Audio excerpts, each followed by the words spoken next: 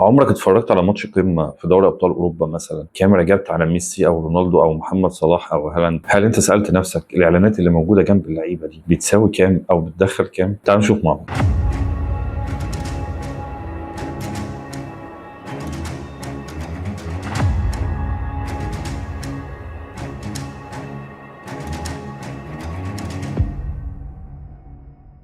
لو جينا رجعنا للموضوع من الاول قبل التكنولوجيا والشاشات والحاجات اللي احنا وصل لها دلوقتي، كان زمان الاعلان بيتحط كده على خشبه يكتبوا عليها الاسم البراند او الاسم الحاجه اللي هم عايزين يعملوا لها دعايه، ويحطوها في مكان في الاستاد او يجوا على حيطه مثلا او جدار موجود بتاع الاستاد ويبتدوا ان هم يكتبوا عليه. وده كان مشكلته ان هم ما بيعرفوش يغيروه، يعني انا لو كتبت على الحيطه مثلا اسم وليكن اي حاجه انا صعب ان انا اغيره وده بيفضل موجود لسنين. فده كان بيدفع بس الفلوس الشركه او البراند اللي هو كاتب اسمه على الحيطه، وده غالبا كان بيستهدف حوالي بتاع 50,000 مشجع، كان يا دوب بيجيب فلوس الصيانه بس. وكان نقطه التحول في الجزئيه دي لما بدا ان هو التلفزيون وبدا ان هو يبقى فيه بث مباشر. ساعتها ال 50,000 دول كانوا بيوصلوا مثلا لملايين الناس اللي هي كانت بتتفرج على المطوشه على التلفزيون ايام زمان. وصلنا بعد كده للمرحله اللي بعديها، وصلنا بقى للثمانينات والتسعينات، توصلوا لفكره كويسه جدا. يعني الالواح الخشب اللي هي كانت موجوده دي بداوا يعملوا منها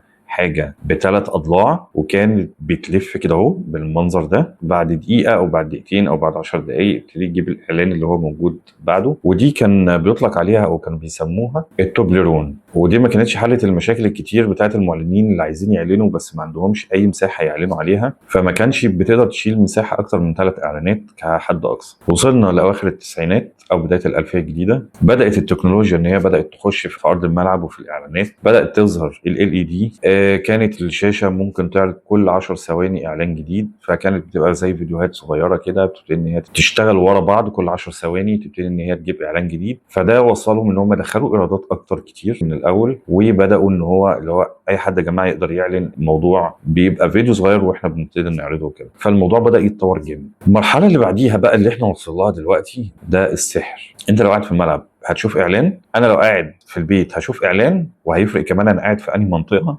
يعني انا لو في مصر غير لو انا في الجزائر، غير لو انا في المغرب، غير لو انا في ليبيا، غير لو انا في تونس. فانا كل منطقه هيستهدفوها باعلانات معينه، فده خلى الموضوع يبقى اكبر بكتير وملوش اي ليميت.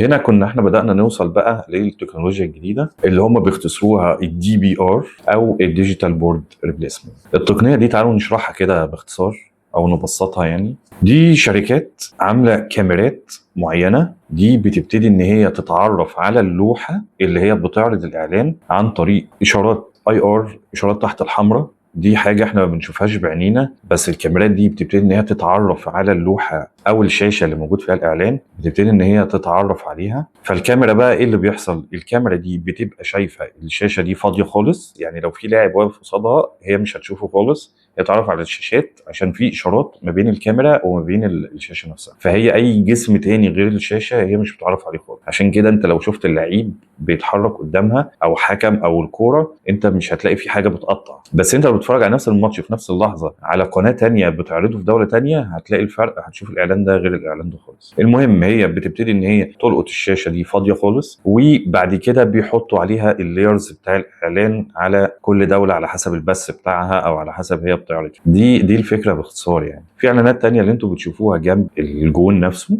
او الشباك نفسها اللي هي بتبقى موجوده في الارض دي، اللي انت بتحسها 3 دي. هي دي مش 3 دي، هي دي تعتبر سجاده او بيتقال عليها 3 دي كام كاربت. لو شفتها في ارض الملعب هي مسطحه مش 3 دي زي ما انت شايفها خالص. دي بتستخدم تقنيه خدع بصريه او زي ما بيسموها الانامورفيك ديزاين او التصميم المشوه. السجاده دي بتطبع بزاويه معينه عشان الكاميرا اللي بتبتدي ان هي تعرض البث المباشر او اللي بتعرض الماتش تبقى شايفاها 3 دي. بس انت لو موجود في ارض الملعب انت مش هتشوفها 3 دي، انت هتحس ان هي معموله زي ستورشن كده او اللي هي مش مظبوطه. انت هتحس انها مش مظبوطه لو انت بتبص عليها في ارض الملعب، بس الكاميرا هي زاويه الكاميرا بس اللي هتشوفها 3 دي زي ما احنا بنشوفها في التلفزيون. عندنا برضو حاجه تانية اللي هو الاي ار او الاوجمانتد رياليتي، اللي هو انت بتضيف اليمنتس او شويه عناصر هي اصلا مش موجوده في ارض الملعب. عمرك كده اتفرجت مثلا على ماتش مثلا في الدوري الاسباني ولقيت مثلا حاجه زي الهوليجرام كده او حاجه بتظهر فوق ارض الملعب؟ الحاجه دي معمول لها تراكنج في ارض الملعب، يعني الكاميرا وهي بتتحرك هتحس ان هي ثابته